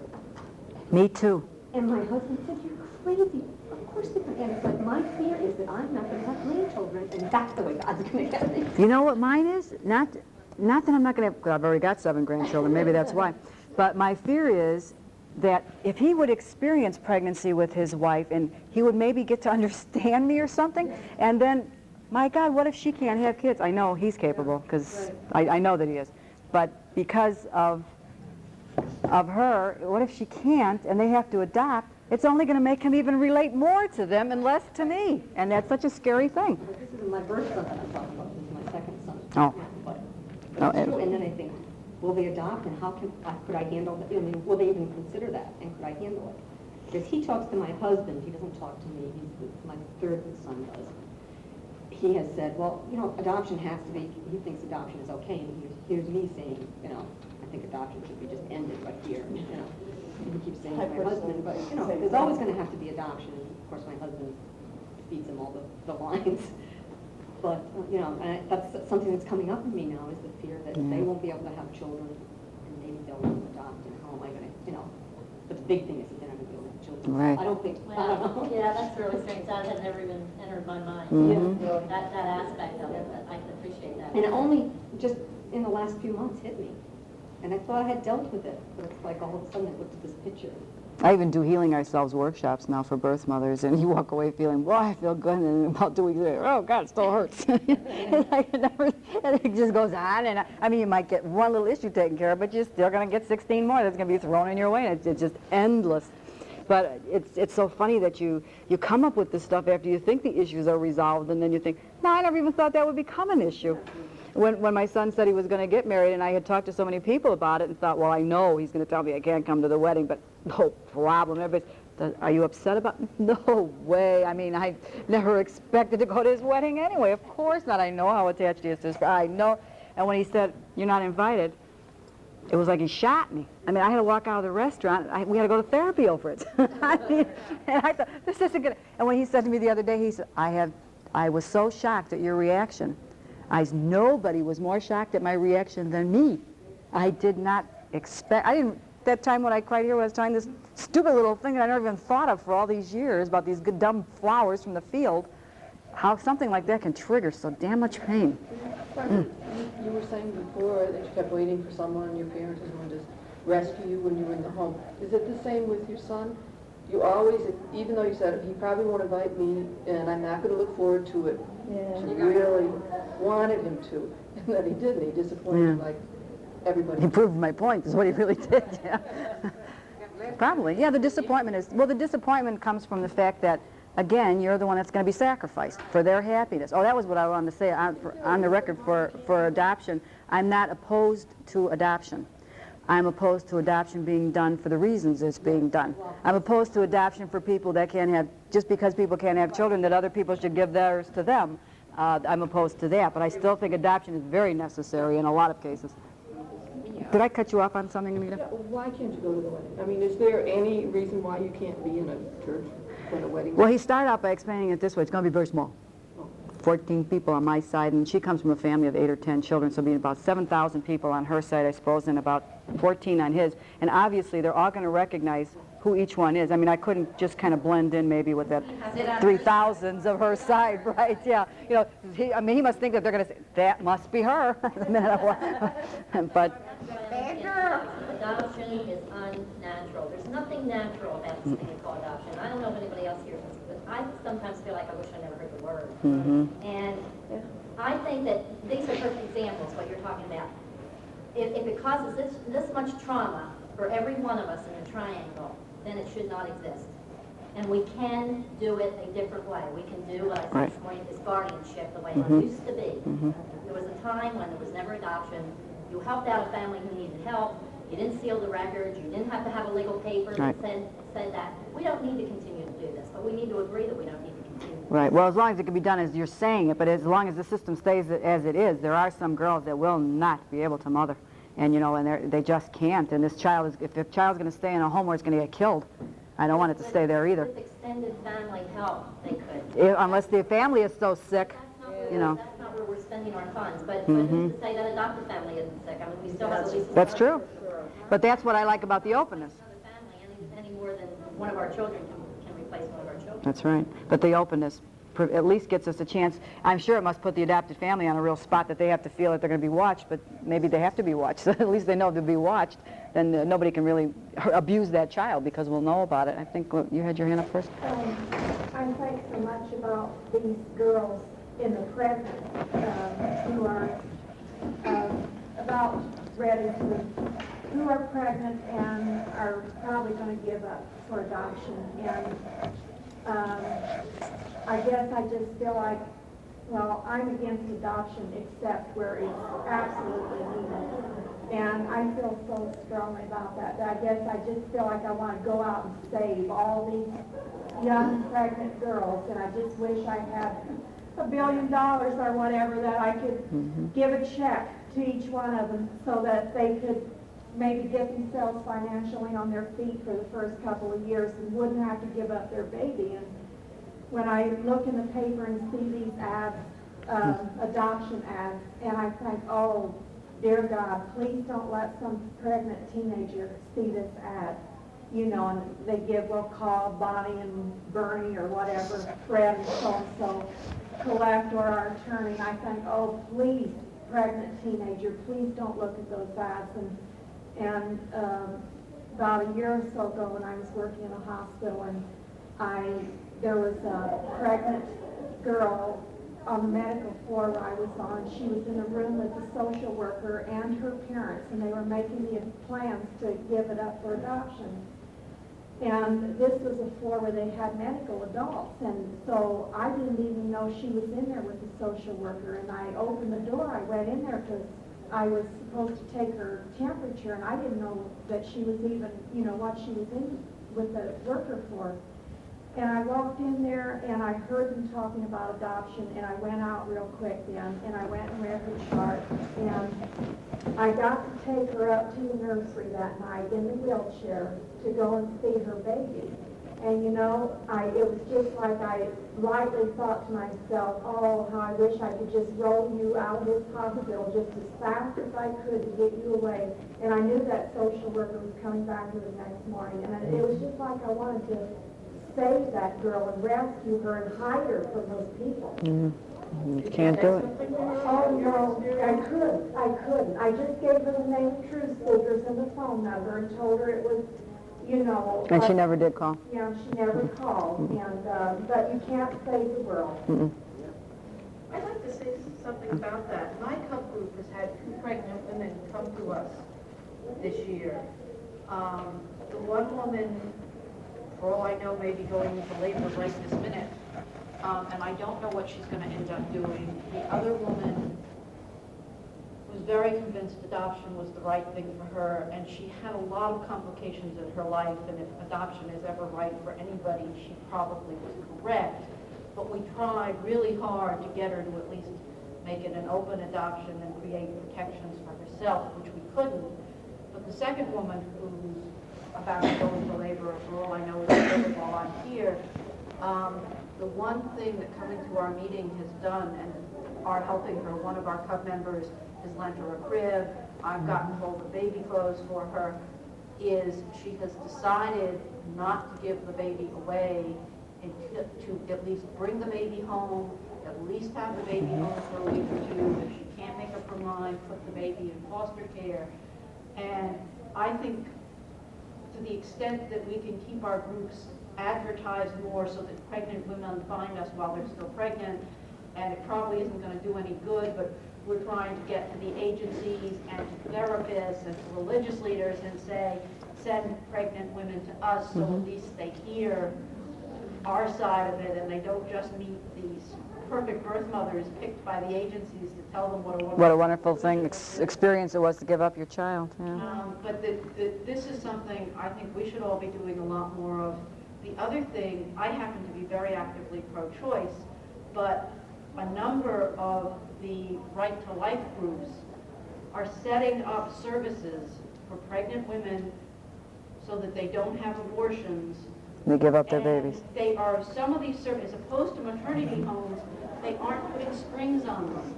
And if we can let women who have decided they don't want to have abortions but don't know what they want to do find out about these services so they don't get their medical care from lawyers in adoption, so they don't feel beholden, that may make it easier for these women to go on and keep their babies. And I think we should be doing a lot more of this sort of thing. It's true. Do you have something? I was just thinking, you said something about resolution, and the gal in the back said something about getting rid of adoption, and there are a lot of words in this that I'd like to get rid of. I gave up my child because I thought I should, and because I thought there was a right decision, and that there was which implies there's a perfect way to do things, and I'd like to get rid of should and perfect and right. And I really like to get rid of the word resolution, because every time I hear it, I feel like a failure because I'm still hurting 28 years later. Because there really is no resolution. And because there isn't any. Because you know what we're looking for in the resolution is to get back what we've lost, and we can't get back what we lost. The years are gone. We cannot have the relationship because we lost a child. The person's not a child anymore. We can have a new relationship and we can get something there. We will never ever get back what was taken away or what we lost. This marks the end of Session 28, Tape 1. Turn now to Session 28, Tape 2. It never will resolve this. I think sometimes we get overly uncomfortable with words, too, and let the words hurt too much. Like, I don't like the word birth mother. And I know that they've come upon that as the best term. I guess they went through all these thousands of words in the dictionary and decided birth mother was the one that's supposed to make us all the most comfortable. I think it's awful. Makes me feel like I don't have one. But I mean, I haven't come up with anything better. What I'm saying is the one that they're using. What? They tell Augustus to use the original mother. That's not as bad. That's not as bad. Okay. I like natural mother. No, because it makes the adoptive parents feel say that the opposite is a... Biological mother, that makes me really feel Yeah. that makes me. But that's what birth mother sounds like to me too. Biological mother, birth mother sounds like the same. This is the mother that birthed you, and then that's it. She birthed you. Bye. She birthed you.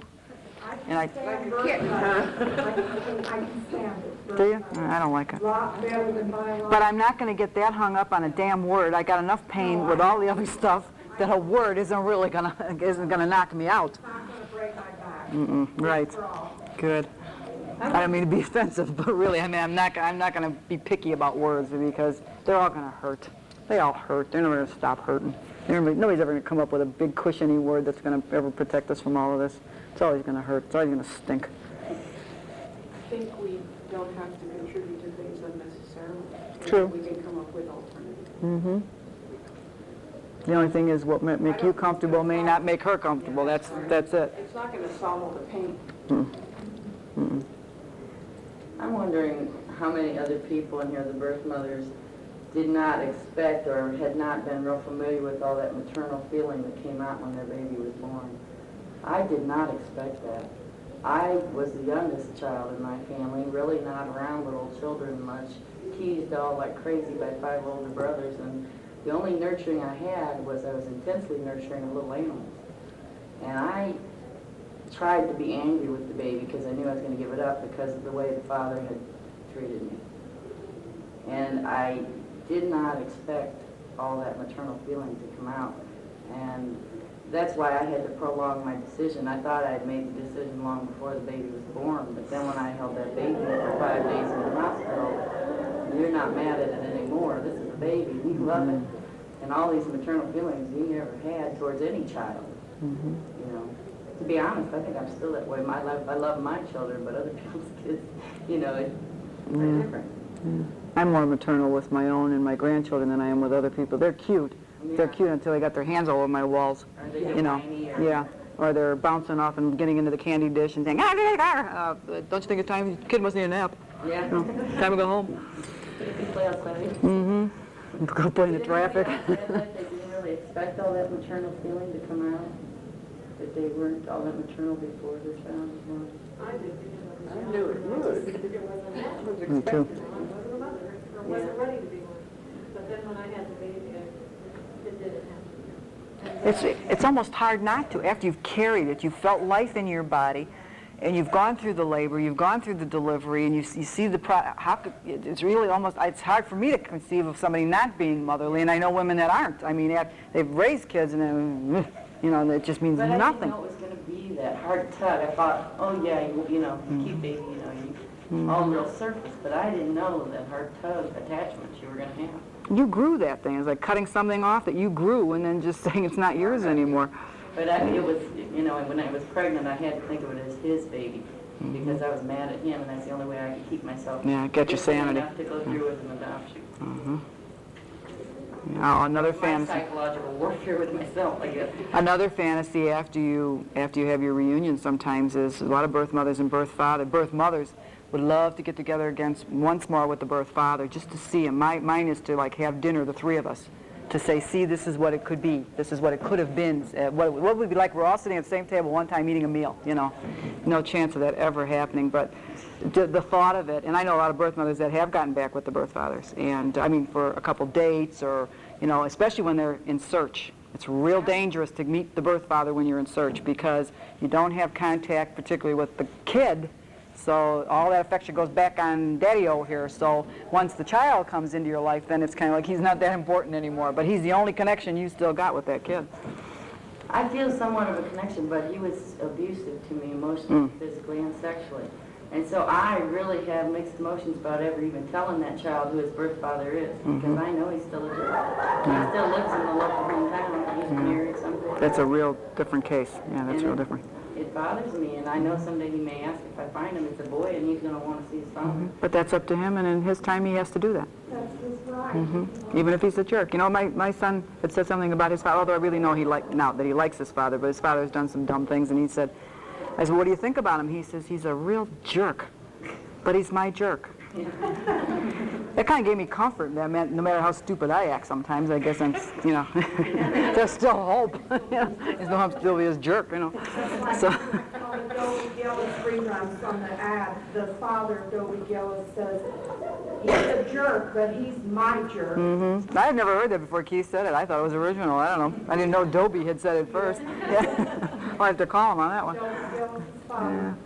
Well, we have about 5 more minutes. If anybody wants to finish up with anything, any last thoughts, or do you feel you get anything out of this? Is anybody feeling good walking out of here, or are you all going to feel like you're going to want to go in the bathroom for 3 hours now?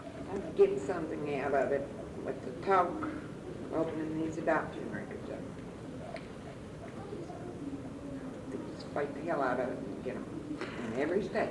Well, don't think of yourself as just somebody sitting in that chair that's helpless and waiting for them to do it. You're only one person, but one person can do a lot. One person can start a lot of noise and make a lot of action. I know, and my marbles are too scared. I get too upset. That's okay. You'll get over it. If you live through this, you can live through anything. But it's true. I mean, I get so aggravated at adoptees and birth mothers that have been in the movement for as many years as I have, and they say, I don't know why they don't do something about it. They ought to change the laws. Who are they? You're they. We're they. Don't let 6 people do it. Just one of you. Get together with 5 other of you. Bernice. And I think too, on those maybe, one little thing is try to make people that you know in your life who are important people, I mean, as far as who might work in agencies or things like that who deal with adoption, try to make them aware of like these annual conferences and things so that they have an idea that the adoption reform movement is very real out there in the world. You know, I got some extra conference schedules from the AAC, and I sent out a schedule with a little enclosed letter that I wrote to 52 different people Good in for my you. central Illinois area. Good for you. I want to make certain people aware. Yay. You know, now they know. That's what I'm saying. If each person does, you think you can't do anything, stick up notices in your libraries about books that you've read on adoption or group meetings or something. You guys got so much power you don't even know. Educating everybody else is the only way we're going to stop this from happening to other people for the next 20 generations. Yeah, the question, in talking with Judy and a bunch of the ladies so far the last couple of days, the bold-faced lies that were told to you in 52, that were told to Judy in 68 and 70, that all these nice parents, is that bullshit still going on, or is You bet. Mine was in 1987, and those lies are still going on from the nice agencies. Because I'm seeing behind, all of this, going through the roster and the speakers, MSW, MSW, MSW. Is there no regulatory or no standard developed for the information that can be, cannot be? Actually, organizations like all these support groups are probably doing more than anybody else is, because what we're doing is educating those MSWs that you see here are people that are coming to this conference with a real mindset. By the time they walk out of this conference, you'd be surprised at the change in what they feel. When they get to hear every one of these people think, oh, my individual story doesn't mean anything. They're crying to hear your individual stories. Once in a while you get with someone that's cocky and say, well, this is how I deal with it at my agency, and we really do it the best way. But they're really hearing you, and they're learning from you. And even from significant others like yourself, it's tough for you. And even at Truth Seekers, I mean, a lot of times, significant others got lost in the crowd. We would take care of the birth mothers, we try and take care of the adoptees' pain, and we try and take care of everybody else, the adoptive parents. And the poor significant others sitting there thinking, God, I thought after she searched, I'd get my wife back, everything would be fine, and we could put this away. Here, we got this little package, we're through now. Okay, now we go back to doing what we did before. I don't even know what happened to that girl before I started. She's dead. She's gone. I don't know where she is. My husband don't know. He don't know who I am anymore. I mean, I'm somebody completely different than I was before. I like me better. It's a little harder for him to cope with me because I'm a little bolder than I was before. But, yeah.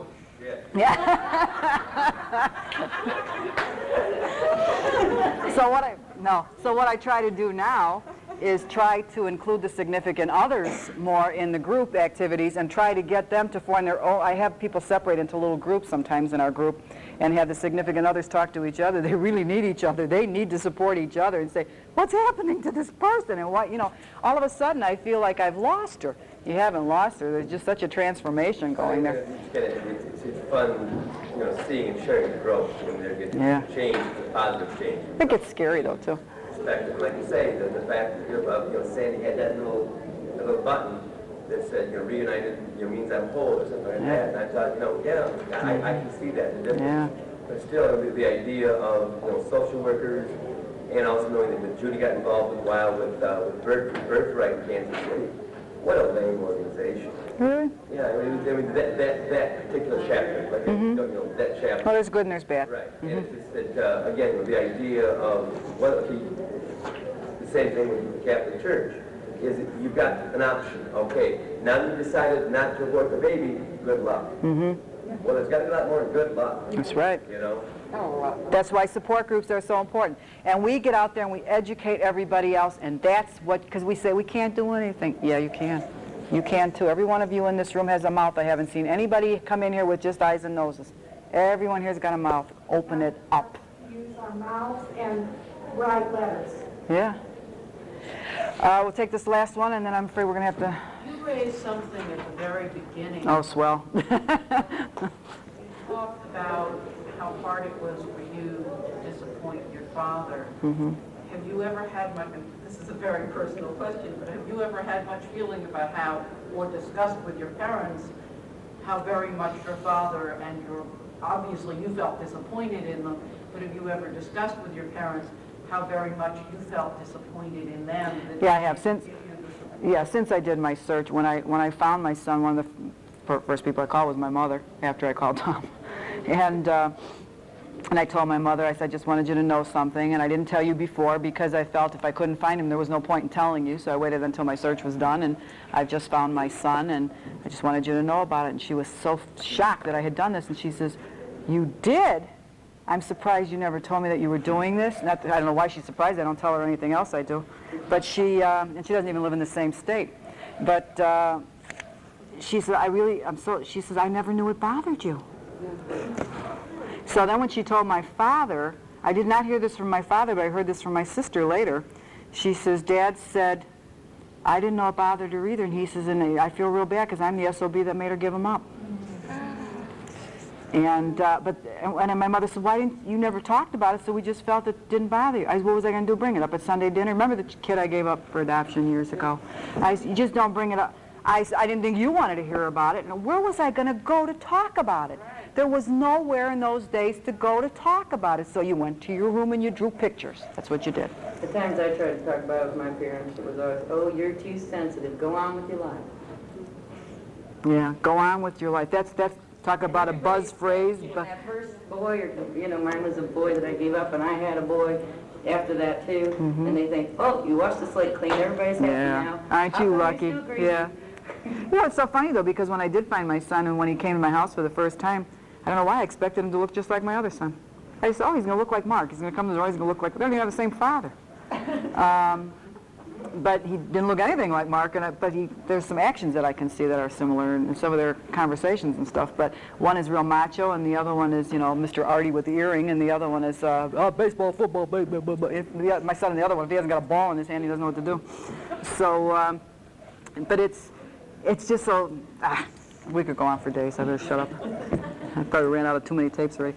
Well, thank you all for coming. I really appreciate it, and I liked doing this workshop, even though it was very difficult to do for me. But I hope you got something out of it. Thank you.